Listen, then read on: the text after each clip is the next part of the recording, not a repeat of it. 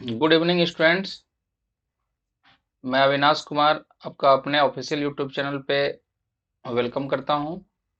और हम लोगों ने जेपीएससी और जेएसएससी का अपकमिंग एग्जाम्स को लेकर के 30 क्वेश्चंस का एक सीरीज शुरू किया है, जिसको फतह सीरीज का नाम हम लोगों ने दिया है। और उसका सीरीज 1 और सीरीज 2 इसी चैनल के प्लेलिस्ट में अपलोडेड है। आप जा करके वहां देख सकते हैं। और उसी सीक्वेंस को आज हम लोग आगे बढ़ा रहे हैं। और आज हम लोग का जो है फतह सीरीज का ये तीसरा सीरीज है, जिसको हम लोग आज शुरू कर रहे हैं। और आप लोग सारे क्वेश्चंस को देखिए। इसमें सारे तरह के क्वेश्चंस को हम लोग कंपाइल कर रहे हैं। इजी भी कुछ कुछ क्वेश्चन है, कुछ मॉडरेट भी हैं, कुछ क्वेश्चन टफ भी हैं। तो हर तरह के क्वेश्चन का समायोजन किया गया है इस सीरीज में। और चलिए, समय ज़्यादा न लेते हुए फतह सीरीज थर्ड का पहला क्वेश्चन आपका स्क्रीन पे ये रहा। फर्स्ट क्वेश्चन है, सन 2000 में निर्माण के बाद से कितने लोगों ने झारखंड में मुख्यमंत्री के रूप में सेवा की है? तो इसमें आप देख रहे होंगे, आपसे क्वेश्चन पूछा है कितने लोगों ने, मतलब व्यक्ति की बात की गई है। तो अगर हम जो है चंपई सोरेन जी को भी इंक्लूड कर लें, जो वर्तमान में झारखंड के मुख्यमंत्री हैं, तो कुल जो है 7 लोगों ने झारखंड रूप में मुख्यमंत्री के रूप में सेवा की है। ये 7 लोग का अगर नाम देखें तो पहले आपका व्यक्ति रहे बाबूलाल मरांडी।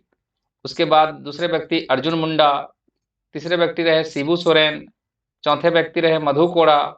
पांचवें व्यक्ति रहे हेमंत सोरेन। छठे व्यक्ति रहे रघुवर दास। और सातवें व्यक्ति हो गए चंपई सोरेन। तो इस तरह से कुल 7 व्यक्तियों ने या 7 लोगों ने झारखंड मुख्यमंत्री के रूप में सेवा दी है। लेकिन अगर जो है क्रम पूछा जाए कि जो वर्तमान मुख्यमंत्री चंपई सोरेन जी हैं, वो चंपई सोरेन जो है कितने नंबर के मुख्यमंत्री हैं, तो ये 12वें नंबर पर हैं आपका। इनका क्रम क्या है? 12वां। क्योंकि जो इनके पहले हेमंत सोरेन जी मुख्यमंत्री थे, वो 11वें क्रम पर थे। ऐसा इसलिए हो रहा है क्योंकि एक व्यक्ति जो है 2 बार भी झारखंड के मुख्यमंत्री रहे हैं, 3 बार भी मुख्यमंत्री रहे हैं। इसीलिए आपका जो है ये क्रम अलग हो जा रहा है और व्यक्ति क्रम अलग हो जा रहा है। तो अभी तक झारखंड में कुल 7 लोगों ने मुख्यमंत्री के रूप में सेवा दी है। जबकि वर्तमान मुख्यमंत्री श्री चंपई सोरेन जी के बारे में बात की जाए तो इनका जो है ये झारखंड के 12वें मुख्यमंत्री हैं और 7वें व्यक्ति हैं आपका। चलिए, नेक्स्ट क्वेश्चन की ओर आते हैं। वर्ष 2000 में झारखंड राज्य के गठन के बाद से राज्य में कितने समय राष्ट्रपति शासन लागू किया गया है? कुछ कुछ हमने इजी टू मॉडरेट क्वेश्चन को भी शामिल किया है, क्योंकि पेपर में इस तरह के भी क्वेश्चंस आ जाते हैं, इनको ओवरलुक करके नहीं चला जा सकता। तो अभी तक झारखंड गठन के बाद से झारखंड में कुल 3 बार राष्ट्रपति शासन लग चुका है। राष्ट्रपति शासन का अगर टेन्योर देखें तो पहली बार राष्ट्रपति शासन आपका लगा था 19 जनवरी 2009 से 30 जनवरी 2009 तक, ये पहली बार राष्ट्रपति शासन लगा। दूसरी बार राष्ट्रपति शासन की बात करें तो 1 जून 2010 से लगा, और ये लगा आपका 11 सितंबर 2010 तक। और तीसरी बार आपका राष्ट्रपति शासन लगा 18 जनवरी 2013 से लेकर 13 जुलाई 2013।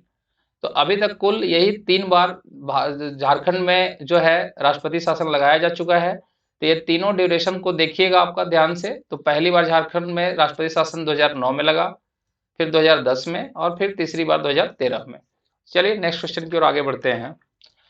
नेक्स्ट क्वेश्चन है, झारखंड में पहली बार राष्ट्रपति शासन कौन से साल में लागू किया गया? ये तो मैंने जस्ट पीछे ही डिस्कस किया कि पहली बार झारखंड में राष्ट्रपति शासन 19 जनवरी 2009 को लगाया गया था। तो आंसर इसका हो जाएगा 2009।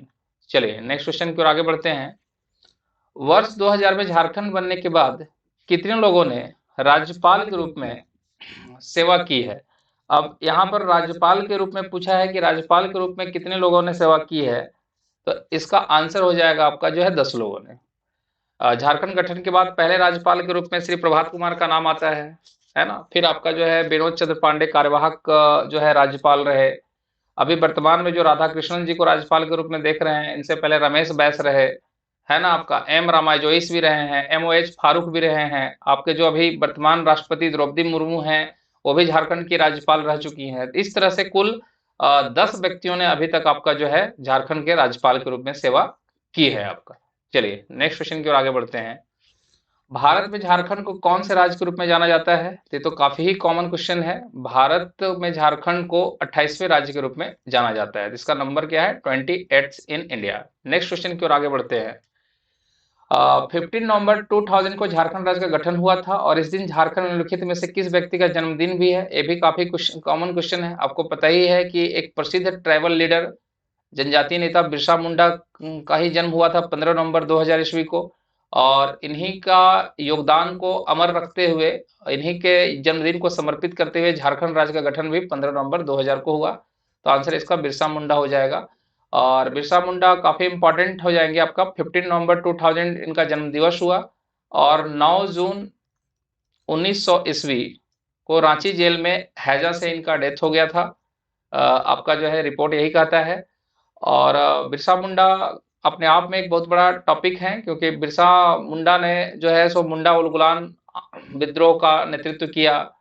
आपका जो है 1895 से लेकर के 1900 तक जो है मुंडा उलगुलान या मुंडा विद्रोह का आपका जो है ड्यूरेशन है। और मुंडा विद्रोह या मुंडा उलगुलान जो था, इसका मुख्य केंद्र कहीं ना कहीं आपका जो है डोम्बारी बुरु या डोम्बारी पहाड़ी को कहा जाता है। तो और इनका जन्म जो है सो वर्तमान में वही आपका खूंटी जिला के, मतलब जो है कह सकते हैं अड़की प्रखंड में उली हाथू गांव में हुआ था। तो ये बिरसा मुंडा काफी इंपॉर्टेंट जो है पर्सनालिटी है झारखंड के। तो इनके बारे में आपका जो है सो एक बार जीवनी आपको देखना चाहिए। तो इसका आंसर हो जाएगा बिरसा मुंडा। चलिए नेक्स्ट क्वेश्चन की ओर आते हैं। झारखंड के राजभवन के आर्किटेक्ट कौन थे? अब देखिए आर्किटेक्ट पूछा है, इस तरह के क्वेश्चन में पेपर में आते रहते हैं। तो ये जो झारखंड का जो राजभवन है, मतलब जो राज्यपाल का जो, मतलब एक तरह से निवास भवन है, इसके जो आर्किटेक्ट हैं वो हैं आपका जो है सदालो ब्लेयर्ड। तो इसका आंसर हो जाएगा सदालो ब्लेयर्ड। काफी इंपॉर्टेंट क्वेश्चन होगा ये। चलिए नेक्स्ट क्वेश्चन की ओर आगे बढ़ते हैं। झार क्राफ्ट द्वारा स्थापित तो होने वाले 4 रेशम पार्कों में से, शिल्प पार्कों में से झारखंड निम्नलिखित जिलों में से एक है। तो ये जो झार क्राफ्ट जो आप देख रहे हैं, ये झार क्राफ्ट का स्थापना हुआ था 2006 में। ये भी क्वेश्चन कई बार पूछता है। मतलब जो है हैंडलूम और टेक्सटाइल को प्रमोट करने के लिए ही आपका जो है झार क्राफ्ट की स्थापना हुई। आपका जो है झारखंड हैंडीक्राफ्ट। तो हस्त निर्मित चीजों के उत्पादकता को, प्रोडक्शन को प्रमोट करने के बढ़ावा देने के लिए झारखंड सरकार के द्वारा 2006 में इसकी स्थापना की गई है। और इसी के द्वारा मतलब जो है एक प्रस्तावित है शिल्प पार्क, और ये शिल्प पार्क जो है आपका वो गिरिडीह जिले में बनेगा आपका। तो इसका आंसर हो जाएगा गिरिडीह। चलिए नेक्स्ट क्वेश्चन की ओर आते हैं। घाटशिला औद्योगिक क्षेत्र किसके लिए प्रसिद्ध है? अब घाटशिला इंडस्ट्रियल एरिया पूछा है, किसके लिए वो फेमस है? तो एक भी काफी कॉमन क्वेश्चन है। घाटशिला आपका जो है वो तांबा के लिए, और इसी तांबा को हम लोग क्या बोलते हैं? कॉपर। तो कॉपर उद्योग के लिए फेमस हो जाएगा। जहां तक बात अल्युमिनियम का है, तो आपको पता ही है कि अल्युमिनियम का अयस्क बॉक्साइट है। और वो बॉक्साइट आपका जो है लोहरदगा का क्षेत्र, मतलब जो पाट क्षेत्र है झारखंड का, वो पाट क्षेत्र में वो बॉक्साइट ज्यादा पाया जाता है। और ये अल्युमिनियम का ही एक कारखाना आपको पता है कि मुरी में आपका जो है स्थापित किया गया था। तो मुरी का क्षेत्र अल्युमिनियम के लिए फेमस हो जाएगा। लोहा जो है ये इसके लिए पश्चिमी सिंहभूम, और खास करके पश्चिमी सिंहभूम में एक आपका पड़ता है नोवा मुंडी का क्षेत्र, जो एशिया का सबसे बड़ा जो है सो कह सकते हैं कि एक तरह से लोहे का खान के लिए भी फेमस है ये आपका, है ना। तो नोवा मुंडी जो पश्चिमी सिंहभूम का क्षेत्र होगा, ये लोहा आयरन इंडस्ट्री के लिए फेमस हो जाएगा। सीमेंट के लिए आपको पता ही है झारखंड में सबसे पहले पलामू के जपला में सीमेंट फैक्ट्री की स्थापना हुई। इसके अलावा जपला है, जपला के बाद आपका जमशेदपुर है, जमशेदपुर आपका झींक पानी है, झींक पानी के बाद आपका सिंदरी है। तो ये सारे क्षेत्र झारखंड में सीमेंट उद्योग के लिए फेमस हैं। चलिए नेक्स्ट क्वेश्चन की ओर आते हैं हम लोग। झारखंड में निम्नलिखित जिलों में से बॉक्साइट प्रचुर मात्रा में पाया जाता है।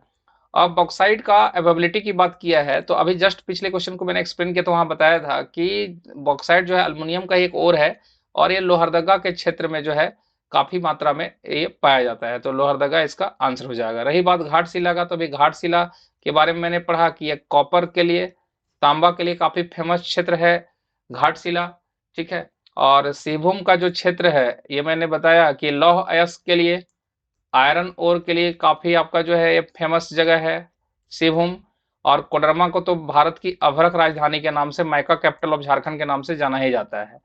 तो ये जो है कोडरमा वो अभ्रक के लिए, माइका के लिए फेमस हो जाएगा। चलिए नेक्स्ट क्वेश्चन की ओर आते हैं। सावित्रीबाई फुले किशोरी समृद्धि योजना किस योजना का स्थान लिया है? तो ये भी करंट अफेयर का एक क्वेश्चन है, काफी इंपॉर्टेंट है। पहले से झारखंड में चल रही थी मुख्यमंत्री सुकन्या योजना, और उसी मुख्यमंत्री सुकन्या योजना का जो है नाम बदल करके सावित्रीबाई फुले किशोरी समृद्धि योजना कर दिया गया है। चलिए अब हम लोग बढ़ते हैं नेक्स्ट क्वेश्चन की ओर।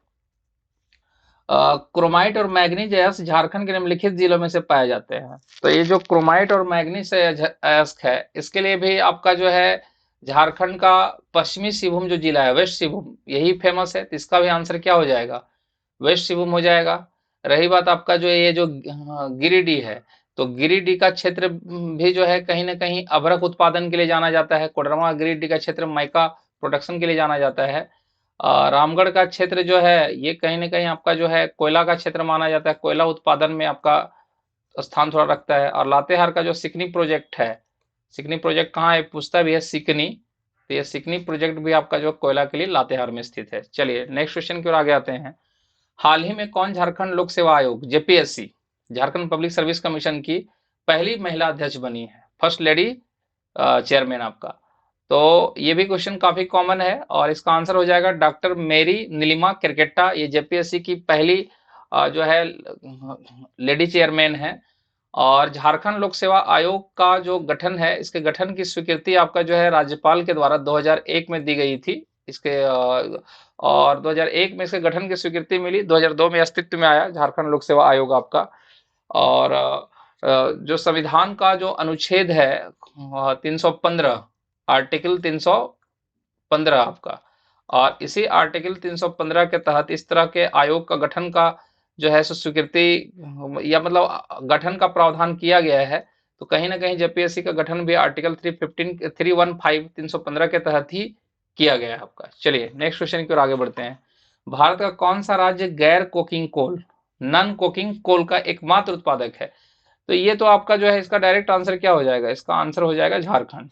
झारखंड में ही आपका जो है गैर कोकिंग कोल का केवल प्रोडक्शन होता, बाकी आपका जो है भारत के अन्य क्षेत्रों में इसका प्रोडक्शन ना के बराबर होता है आपका। चलिए नेक्स्ट क्वेश्चन में आते हैं। Bokaro industrial area development authority, Bokaro BIADA का क्षेत्र क्या है? मतलब ये Bokaro industrial area development authority किस क्षेत्र के अंतर्गत आता है? तो इसका आंसर आपका क्या हो जाएगा? उत्तरी छोटानागपुर कमिश्नरी आपका, जो हमारा नॉर्थ छोटानागपुर प्रमंडल है, उसी नॉर्थ छोटानागपुर प्रमंडल के अंतर्गत बोकारो आएगा। क्योंकि आपका नॉर्थ छोटानागपुर प्रमंडल में ही आपका जो है सो जो हजारीबाग हो गया, इसी में आपका चतरा हो गया, इसी में आपका कोडरमा हो गया, इसी में गिरिडीह हो गया, इसी में आपका बोकारो हो गया, इसी में आपका जो है धनबाद हो गया। तो ये सारे जिले जो हैं उत्तरी छोटानागपुर प्रमंडल के अंतर्गत ही आते हैं। तो डेफिनेटली आपका जो है Bokaro industrial area development authority भी कहाँ आएगा? तो उत्तरी छोटानागपुर कमिश्नरी के अंतर्गत आएगा। आपको पता ही है झारखंड को टोटल 5 कमिश्नरी में या 5 डिवीजन में 5 प्रमंडल में बांटा गया है, और उसी में से सबसे बड़ा प्रमंडल भी आपका जो है उत्तरी छोटानागपुर प्रमंडल है, और उसी के अंतर्गत Bokaro industrial area development authority आता है आपका। चलिए नेक्स्ट क्वेश्चन की ओर आते हैं। झारखंड की उप राजधानी क्या है? तो फिलहाल तो झारखंड की उप राजधानी आपका जो है दुमका है। हालांकि कुछ अन्य जगहों पर भी उप राजधानी बनाने का मतलब जो है प्रस्ताव प्रस्तावित है। जैसे इधर आपका जो है गिरिडीह को भी उप राजधानी बनाए जाने का प्रस्ताव प्रस्तावित है। इधर अगर आप देखेंगे तो जो मेदिनीनगर है उसको भी उप राजधानी बनाने का प्रस्ताव प्रस्तावित है, लेकिन फिलहाल में उप राजधानी जो है सब कैपिटल ऑफ झारखंड दुमका है। चलिए नेक्स्ट क्वेश्चन की ओर आते हैं। झारखंड राज्य जेपी आंदोलनकारियों को पेंशन देने वाला कौन से नंबर का राज्य है? तो करंट अफेयर का और ये इंपॉर्टेंट क्वेश्चन भी है। तो इस मामले में जेपी आंदोलनकारियों को पेंशन देने के मामले में झारखंड जो है पूरे देश में दूसरे नंबर पर है।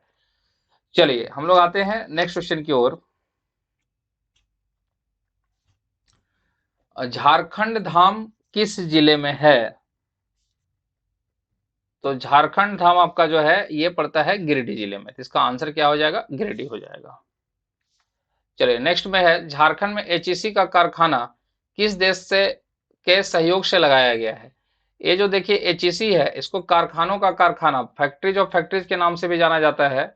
और झारखंड में जो एचईसी का कारखाना है वो रांची के ध्रुवा क्षेत्र में है, और ये चेकोस्लोवाकिया जो देश है उसी के सहयोग से ये जो है आपका एचईसी का कारखाना लगाया गया है।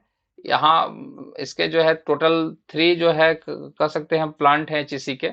जिसमें भारी वाहनों का जितने भी जो पार्ट्स होते हैं, पुर्जे होते हैं, उनको गलाने की भट्ठी भी है, फाउंड्री फोर्ज भी है, जहाँ पर वो उनको शेप दिया, आयरन को गला करके शेप दिया जाता है। फिर उसके बाद भारी क्रेन और जो है भारी मशीनों का भी यहाँ पर निर्माण किया जाता है। तो ये चेकोस्लोवाकिया के सहयोग से स्थापित किया गया है।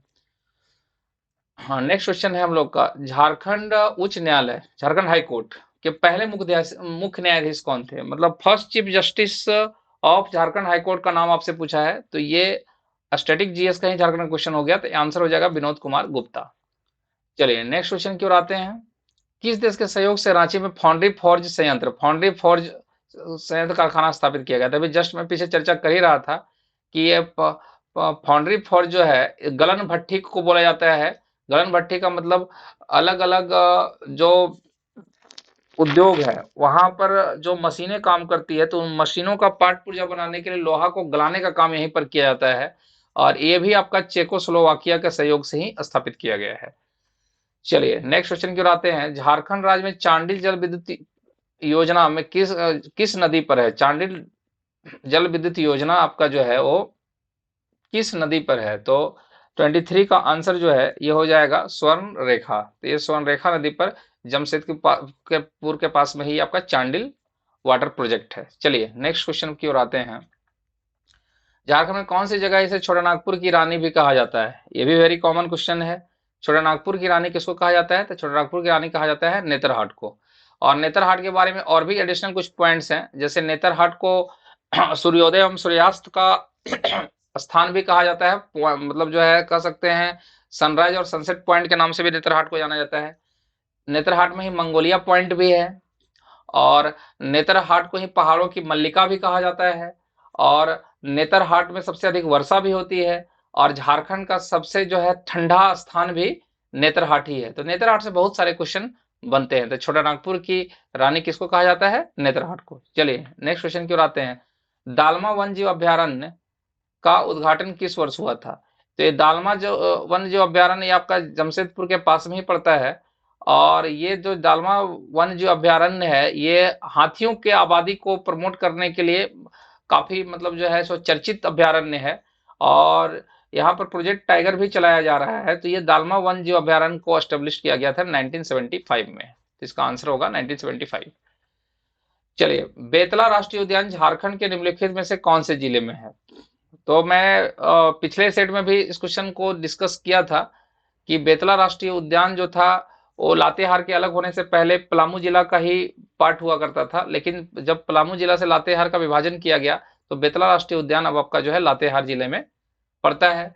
इसमें मैं बताया भी था कि बेतला राष्ट्रीय उद्यान में सबसे पहले 1932 में जो है सो बाघों की गणना पहली बार की गई थी।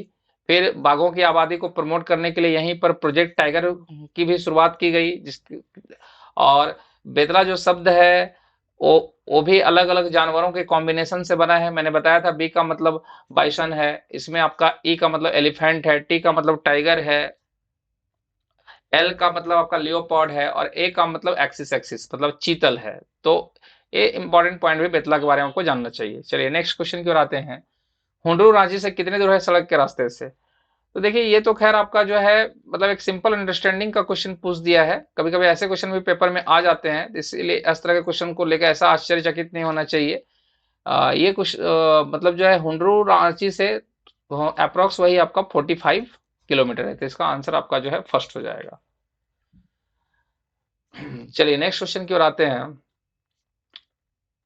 किस साल बोकारो को जिले का दर्जा दिया गया था? तो बोकारो का जिला का दर्जा दिया गया था 1991 में। चतरा और बोकारो जो थे उस एक साथ ही जिला बने थे 1991 में, तो इसका आंसर हो जाएगा 1991। मैंने बताया था कि जिला का गठन जो है काफी इंपॉर्टेंट है, और कौन से जिले में टोटल आपका जो सब डिवीजन मतलब अनुमंडल कितने हैं ये भी इंपॉर्टेंट है, कौन से जिले में कौन सा ब्लॉक है, प्रखंड है, ये भी इंपॉर्टेंट है। तो इन सब चीजों पर थोड़ा सा आपको एक पैनी निगाह रखनी चाहिए। चलिए नेक्स्ट क्वेश्चन की ओर आगे बढ़ते हैं।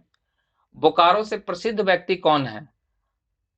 तो देखिए ये जो बिरसा मुंडा है इनके बारे में तो आपको पता है, इनका संबंध आपका खूंटी जिले से है, उली हाथू प्रॉपर गांव का नाम हुआ। महेंद्र सिंह धोनी का संबंध आपका झारखंड की राजधानी रांची से है, और कड़िया मुंडा का संबंध भी आपका खूंटी से है, खूंटी से कई बार आपका सांसद भी रह चुके हैं। हालांकि अब यहाँ पर खूंटी से सांसद वर्तमान में आपके जो है अर्जुन मुंडा जी हैं, जो कैबिनेट में आपका जो है जनजातीय कल्याण मंत्री भी हैं। तो बोकारो से जो है संबंध है, प्रसिद्ध एक व्यक्ति हैं लुगुबुरु, जिनको संथालों का पिता के नाम से भी जाना जाता है। तो आंसर इसका लुगुबुरु हो जाएगा। इसलिए आपका देखिएगा लुगुबुरु पहाड़ी भी बोकारो में पड़ता है, जहां पर आपका जो है मेला का भी आयोजन किया जाता है। तो लुगुबुरु इसका आंसर हो जाएगा। इन्हें संथालों का पिता भी कहा जाता है। चलिए नेक्स्ट और लास्ट क्वेश्चन है आज के सेशन का। निम्नलिखित वर्षों में चतरा एक अलग जिला बना दिया गया था। तो अभी मैंने पीछे भी डिस्कस किया कि बोकारो और चतरा इन दोनों जिलों का जो स्थापना वर्ष है, एस्टेब्लिशमेंट ईयर है, वो सेम ही है 1991। तो 1991 में बोकारो का भी गठन हुआ और चतरा जिले का भी गठन हुआ। तो इसका आंसर फर्स्ट हो जाएगा। तो चलिए स्टूडेंट्स, आज हमने फिर से जो है सो 30 क्वेश्चंस का एक सीरीज को डिस्कस किया, और आज के जो सेट के क्वेश्चंस थे वो कॉम्परेटिवली काफी इजी और मॉडरेट हमने उठाया है। अब नेक्स्ट जो सीरीज होगा उसमें हम लोग जो है कोशिश करेंगे कि वहाँ उसमें जो है सो कुछ टफ क्वेश्चंस को भी आपका जो है उसमें ऐड किया जाए। और तो मिलते हैं हम लोग फिर आपका जो है नेक्स्ट सीरीज फतह सीरीज 4 में। और तब तक के लिए सभी को bye bye, thank you, good night.